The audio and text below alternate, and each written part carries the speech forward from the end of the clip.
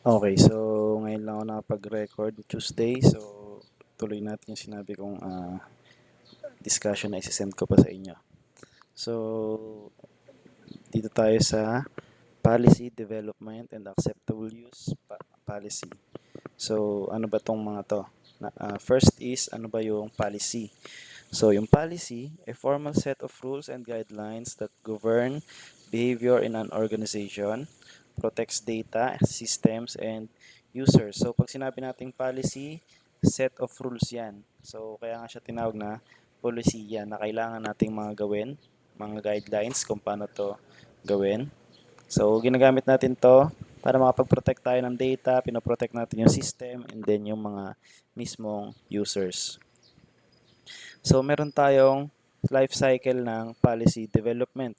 So, first, identify the need, research requirements, draft policy, review and approval, implementation, enforcement, and review and update. So, tingnan natin kung ano-ano ba yung mga yan. First is yung identify the need. So, bakit ba natin kailangan gawin yung isang policy? So, halimbawa, may kailangan kayong rules na gawin, para saan ba yon? So, what problem are we solving? Siyempre, halimbawa, gusto mo gumawa ng policy, hindi naman yung trip-trip lang eh. So, meron kayong goal na problem na isosolve. So, example, data breach. Ano yung mga kailangan natin gawin para hindi tayo mapasok yung data natin, hindi mabuksan, mga ganon. So, kailangan natin ng mga password policy, mga security policies, mga ganon. So, kung ano yung problema nyo, yun yung kailangan nyo gawa ng policy para meron kayong guidelines na susundan ng organization nyo.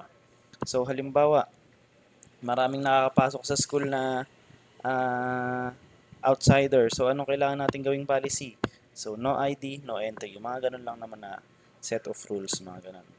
Number 2 is research and gather. So, syempre, after nyo malaman yung need, titingin kayo ng mga backup nyo. So, halimbawa, na-related doon. So, halimbawa noon, maghanap kayo ng laws, mga batas, mga standards na susundan nyo. Halimbawa ng mga law is Data Privacy Act dahil nga data breach yung gusto nating isolve, halimbawa. So, pag magre-research tayo at saka mag-gather tayo ng mga kailangan natin. So, makakapag-backup sa ginagawa nating policy. So, halimbawa, may gusto tayong gawing policy sa school, okay ba to sa batas sa bansa natin? Hindi ba wala ba tong mga malalabag na batas? Wala bang may ibang masasaktan, mga ganon. So, ayun lang naman yung research and gather requirements. Ano ba yung mga kailangan nyo? Gather nyo. Number 3 is draft the policy. So, kailangan, after nyo mag-identify, mag-research, and then gagawa na kayo ng policy. So, ito is parang test lang or sample. So, mag-write kayo ng clear, simple, tapos enforceable rules.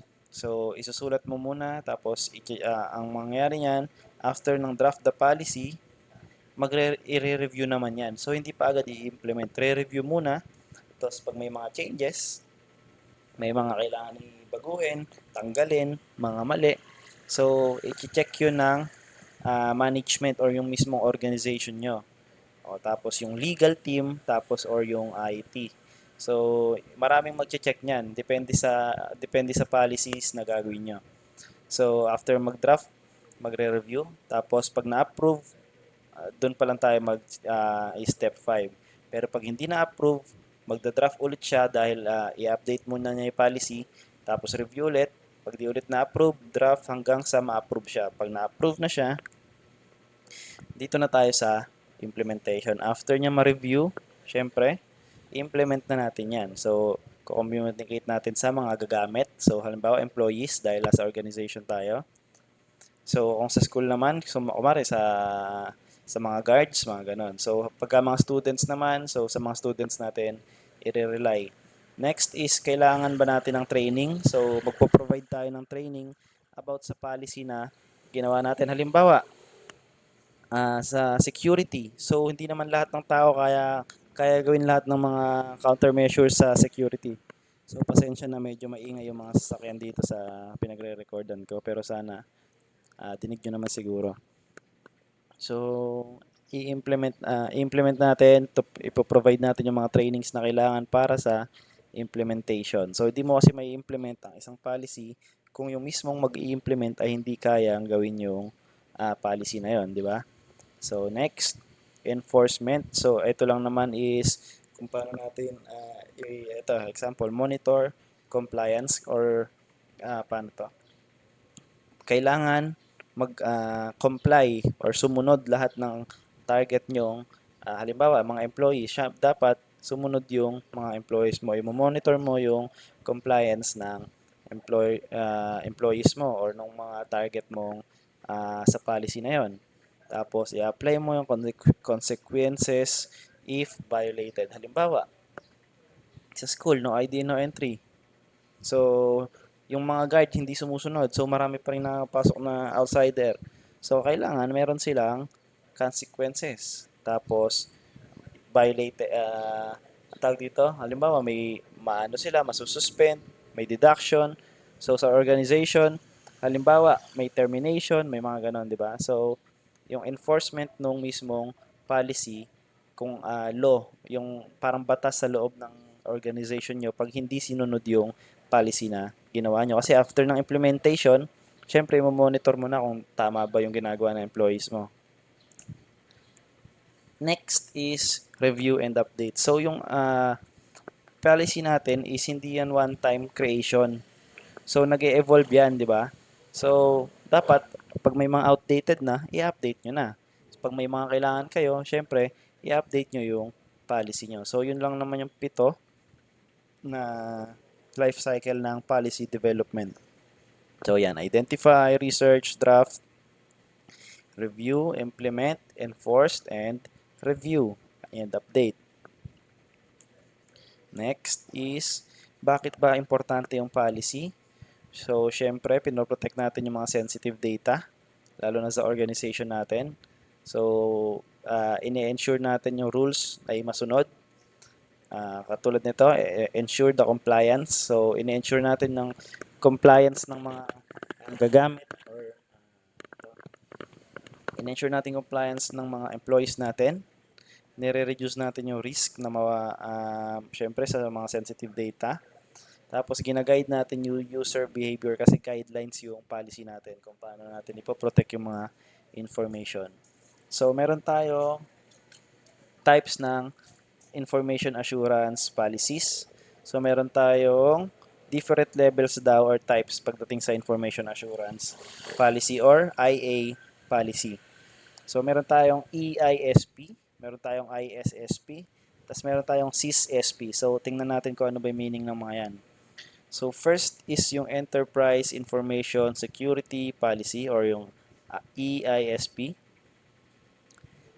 So etong policy daw na to is high level policy, sets the overall direction created by the top management. Ibig sabihin yung mga nakakataas yung gumagawa nito.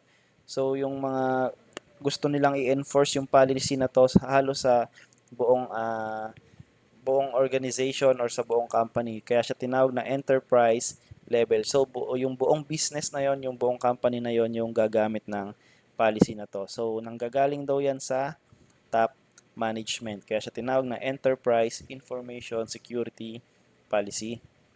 Okay, so gets nyo naman siguro yan. Next is meron tayong tinatawag na Issue-Specific Security Policy. So nagpo-focus lang siya sa specific topics or mga issues. Halimbawa niyan, maraming email usage policy. So yung certain na topic na to, gagawa ka ng certain or specific na policy about doon. Halimbawa, sa school natin, ang issue natin sa system is halimbawa yung pag-upload ng picture, 'di ba nag-upload kayo doon ng picture sa portal. So halimbawa nag-upload kayo doon, minsan hindi nalilimit. So ang daming pwede nyo lagyan ng mga pictures. So gagawa kayo ng policy about doon. So ang policy na gagawin nyo, so dapat gantong MB lang yung masisave, tapos gantong file lang yung masisave. So example lang naman yon. So maraming policy about sa organization naman, internet usage para sa yung policy, saan nyo ba pwede gamitin yung internet. So, gagawa kayo ng policy about dun. Kaya siya tinawag na issue-specific security policy. So, may mga specific tayong gagawin. Tapos, hindi naman yung buong company yung gagamit, di ba? Kasi, iba siya sa enterprise. So, ang pinagkaiba niya sa enterprise is, ito is parang overall direction. Tapos, ito is, may certain topics lang kayo. So, halimbawa, may team kayo sa about enrollees. So, dun lang yung policy na yon. So, sila lang yung gagamit. Hindi na gagamit yung mga guards, mga ganon. Next is system-specific policy. So, ito lang naman is mga sa technical, kaya siya tinawag na system-specific. So, technical and detailed for IT staff and system admin. So, ginagamit natin tong system-specific policy. So, examples niyan, mga firewall rules, mga security rules, pagba-backup rules, mga ganun lang naman. Password and configuration. So hindi ito ginagamit ng lahat. So sa mga technical, ano lang to, technical staffs and mga admins. Access control settings, so mga ganun lang. So kung ano yung mga related sa technicalities, so system specific policy yon. So ito is parang ano lang naman to, summary. So yung EISP or Enterprise Information Security Policy is for big picture. Issue-specific security policy is specific rules, specific topics. SysSP is system-specific facility or yung mga technical instructions. Kaya siya tinawag na system. Okay? So, ano naman daw yung acceptable use policy or yung AUP? So, yung acceptable use policy defines how users are allowed to use an organization's IT resources. So mga policy daw to or rules kung paano natin or gamitin yung mga resources ng ano natin, IT. So, halimbawa, meron kayong computers, paano mo gamitin yung computers na yon? Ano yung mga pwede, mga bawal? So, halimbawa, meron kayong gamit printer, saan mo to pwedeng gamitin? So, mga ganon. Ayan yung tinatawag na AUP. So, nag-aano siya about sa IT resources. Sabi dito, just because you can use a system doesn't mean you can use it any way you want. So, meron tayong mga policy lalo na sa mga ang tawag dito, companies, no? So, dati may laptops, halimbawa, nagtatrabaho ako dati, may laptops na ginagamit, may laptop akong ginagamit, so provided ng company yon. So, bawal kami mag-YouTube, bawal kami mag-Facebook, bawal mag-Netflix. So, naka-block yun lahat. So, tapos monitored yung computer na yun. Kaya, ayun yung tinatawag na AUP. May mga bawal, may mga pwede na kayong gawin sa IT resource ng company. So, typically includes daw sa AUP is allowed activities. So, syempre, ano yung mga pwede? So, work-related browsing, accessing company system. So, ayun yung kadalasan ginagawa natin. So, prohibited activities. Kadalasan nito is downloading illegal content gamit yung device na yon, accessing inappropriate website. So, syempre may mga website tayong bawal puntahan. Installing unauthorized software. So, nung nagtatrabaho din ako sa company, bawal namin to lahat gawin. So, bawal kami mag-download doon ng kung ano-ano. Bawal kami gumamit ng browser na hindi related sa work. So, dapat parang kung related lang sa work yung mga ginagawa natin. So, sa halimbawa, kung sa bahay gumagamit ka ng mga crack na softwares, halimbawa gagamit ka ng Photoshop na crack, Premiere na crack. So, minsan hindi yun safe, di ba? So, pagka gagamitin mo yung computer ng company, so bawal mong gawin yung mga yon. So, bawal ka gumamit ng bypass na Microsoft 365. Bawal ka gumamit ng Photoshop na crack.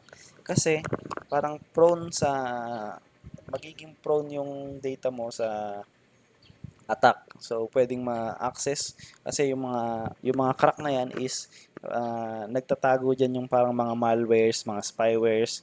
So, possible makita or ma-breach yung data natin sa companies. So, next is user responsibilities. So, mga responsibility lang yan ang gagamit ng system natin or mga IT resources natin. So, examples daw niyan is protect password ng user, nagla-log out tayo ng properly. Next is monitor statement. Okay, so sabi ko nga kanina, your activity may be monitored. So, yung activity namin dati is namo-monitored. Ganyan talaga sa mga companies. Then, consequences. So, ano mangyayari pag hindi ka sumunod? So, halimbawa, ginamit mo to, nag-access ka ng kung ano-anong site dahil naiinip ka. So, ano yung magiging consequences? First attempt ba is magiging warning muna. Tapos, sumunod is suspension, sumunod termination. So, ilang attempts bago mangyari yung suspension, ilang attempts bago mangyari yung termination. So, ito lang naman yung 5 na i-include kadalasan nasa AUP, allowed activities, prohibited activities, user responsibilities, monitoring statement, and consequences. So, yun lang naman yung topic natin ngayon. So, summary natin is policy development, a structured process. So, ito yung life cycle, di ba? May 7 tayo doon. Tapos, meron tayong types of policy, EISP, ISSP, and CISSP, technical, big rules, specific, and technical. Tapos, meron tayong AUP. So, yung AUP is properly paggamit natin ng mga IT resources. So, yun lang muna. Tapos, magkakaroon tayo ng activity sa bahay nyo individually. So, gagawa kayo ng AUP for a BSIT students in NEUST SIC. So, isa-submit nyo to sa Google Classroom until Sunday 11:59 PM. So, meron pa kayong ilang days para gawin yan. So, maglalagay na lang ako doon ng link para makapag-submit kayo doon. So, papakita ko rin sa inyo yung sample ng gawa ko. Example ng AUP. So, sabayan ito. So, yan. Halimbawa, pangalan nyo dyan. Tapos, lalagay nyo dito for BSIT student in NUST SIC. Purpose. Ano yung purpose nun? So, lagay nyo dyan. Scope. So, this policy applies to saan? So, sino yung mga gagamit? So, yung mga yan. Next.